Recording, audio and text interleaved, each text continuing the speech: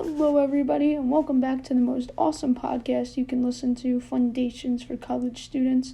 My name is Michaela, and today's podcast is called The Listening Child. We actually covered Chapter 9 as one of our topics for our lesson in FUN-dations, and we put a lot of work into this lesson because it was the first time we were teaching, so we were nervous, and we just wanted to make sure it was perfect, which it was really good. We met for about, so many hours, probably at least 20 hours working on this, and that was over an hour every day for 3 weeks. When I say we put a lot of work into this, we really did. Everybody seemed to really catch on to our listening ears idea. We always tell them to put on their listening ears because when you're teaching a classroom and the class starts to get too loud, that's a signal you can put up for them to put over their ears so they're quiet. So now we're going to get into this topic, which is the listening child. And I remember playing some games in elementary school that involved listening. So everybody had to cover their eyes in a way, and one of the students would get picked, and they would have to say something in a different voice.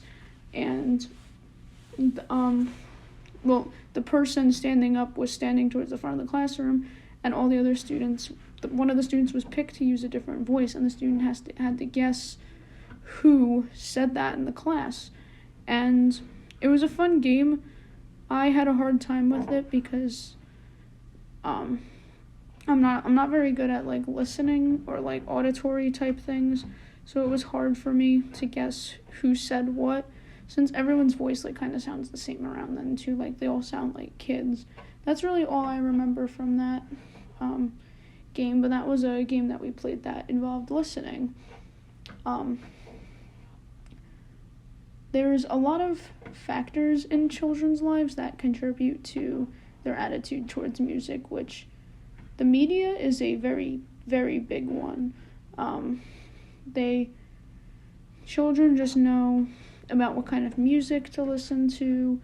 The music style has obviously changed. It's a little sad, some of the music that people listen to. Not trying to hate on the people who go on SoundCloud and stuff, but it's just they don't take any classes to advance their music skills, and I know that from experience because my brother doesn't think that's necessary. I just wish that he would try taking a music class or something because he's in college. It's his first semester.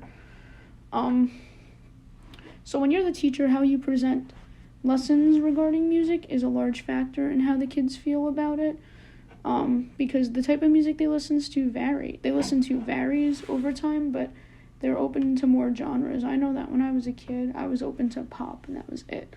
Now I like so many different genres, like rap.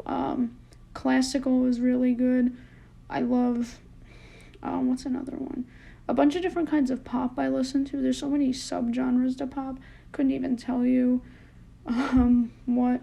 Sometimes I listen to rock, but not very heavy rock, just Green Day, I would consider. Green Day's really good. I appreciate Green Day. So one of my favorite activities that we did for listening was the Tipsy the Cow activity. That was fun. We had a stuffed animal cow, and everyone was excited because it's a stuffed animal cow, and in a classroom the students would also get very excited about that. And so we would hide Tipsy under one of the 4 bins that we placed in the classroom, and we would have someone go out of the room so they didn't see. And when they came back, everybody patted louder dynamics as they got closer to it and quieter dynamics as they got further away. And I like how we kind of modified the game because we put a bin at the front of the room, but the kid doing the activity didn't know that we did that, so he didn't see the bin at the front of the room, and he was getting oh my god, where's the bin? He finally found it at the beginning, at the end of the game. But it taught them for listening for dynamics, and it was placed along a line of a game of them patting to get softer, and it involved a stuffed animal, which made it a lot more fun for them. Another thing I thought was really cool was the listening sequence. I loved that we had an instrument of the day. One of my teachers liked to teach us, my elementary school teacher liked to teach us about world instruments, and one of the things we did was we learned about the koto, And it's really cool. They have like 13 strings. I watched this one lady play with 25 strings. It's really cool. So they sit on the floor and they wear like these picks on their fingers, and they just pluck the instrument, and it has a very pretty sound to it. And I remember saying, wow, like I want to learn to play that one day. That still hasn't happened. Hopefully I will still get that opportunity to do so. Now, active listening can teach children a lot of things. It can teach them to listen for rhythm, pitch, what kind of instruments are in the piece, dynamics, texture. It can help them just develop skills of music. There's a learning sequence. So the learning sequence is what we did with the instrument of the day. So we prepared the students. So we told them that they were going to listen to a piece. We had them listen. Then we activated and participated. So we had them stand up and move around to the way the music made them feel. Then we had them listen to it again. And then we told them about what instrument it was, and we extended the listening for them. This kind of activity also helps their musical repertoire building, because they can learn world music, they can learn music from around the world. And it's good to know that as a kid, because there's so many places around the world that make like really cool music. For our next lesson, we actually have a Brazilian drum called the cuica. It's a very interesting instrument. It has a very interesting sound to it, so I hope they enjoy the activity, because I'm very excited to teach it. Now, in my classroom, I would have a picture on the board of the instrument of the day. I would put it up on the board after they've already listened to it. I would want them to close their eyes while they were listening. I know they can't see because I'm not going to have like a projector on or everything, but I think closing their eyes is a better way to help their imagination. Sorry, that was bad.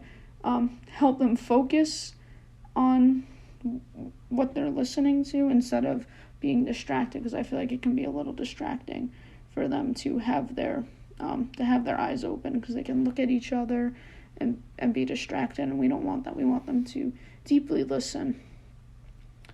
And I also feel like it would take a few days to teach a listening sequence to children in the classroom, just because it's a lot more complex to them. When we taught it, it wasn't, because everyone was music majors in the class. One of the last things I'd like to get into is deep listening. So there's actually 3 phases of it. So attentive listening is when the students listen for musical structures and their musical interest for the piece. We then have engaged listening, and that helps them with more participation in the music, so they can feel the pulse to it or have the beat. And then we have inactive listening, which is like at deeper levels, and they can perform a piece and reflect on the piece's style. I would love to have my students do deep listening activities. I really liked what we did, so we kind of combined this with one of the other chapters we did. So we were all in the class, and we all got different, tasks. So like we had like an image for one of them, and we had for another one, it was like we had to make like a news story, and we had to do like different objects. And I know it's like creativity, but it also included listening. And we would face the front of the room, and the other group would go in the back. And everybody had like very different ideas about which everybody was doing, and it's awesome. I know I've said it so many times throughout the episodes of this podcast, but I really, really, really like the fact that there's just so many possibilities to come up with when it comes to listening, that you never know what people are going to hear differently from you. And I was always like, what if I'm wrong? But I don't really think there's like a wrong answer when it comes to active listening. I feel like if you have a good reason to back up your answer, I feel like your answer is good enough. I mean, your answer is good anyway, even if you don't, but I feel like it just gives more confidence to your answer if you have a reason to back it up. Okay, well, that is all for today for Chapter 9. We will see you next week for our final podcast, which is Chapter 10. So sad. I'm actually going to be doing that one alone again, too. But it's okay because I'm spitting out all my knowledge into these podcasts. See you next week. Enjoy the rest of your day.